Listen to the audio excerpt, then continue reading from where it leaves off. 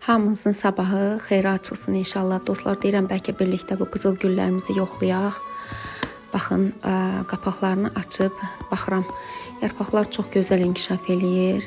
Qüsursuz, mükəmməl. Əllərimə sağlıq. Şeytanlar da görürsünüz də gəlib aralara çıxıblar.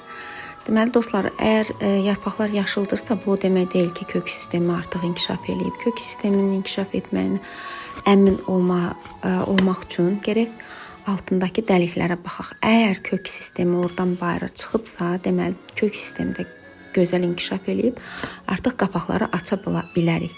Amma əgər kök sistemi hələ inkişaf eləməyibsə, qapaqlarını qoyub naburatını kölgəyə qoymaq lazımdır, ağacın altına. Bu mənim xırda parnikimdir. Bu ağacın altında müəyyən bitkiləri kökləndirirəm. Dostlar, bunlar isə mənim qızıl güllərimdir. Bu qızıl güllər mən 2 ay yarım əvvəl eyni sistemdən başına qapaq qoyub kökləndiriciyə batırmışam. Baxın, kök sistemi inkişaf eləyib artıq bayıra çıxır. Bu qızıl gül sortu biraz daha gec inkişaf elədi. Bir parçada mən beləncə kökləndirib artıq daha böyük qablara köçürtmüşəm. Bəzilərində həyətə əkmişəm.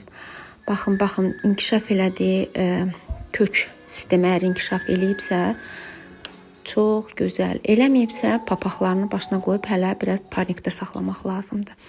Əgər videomu bəyəndinizsə, bəyən düyməsini basmağı unutmayın.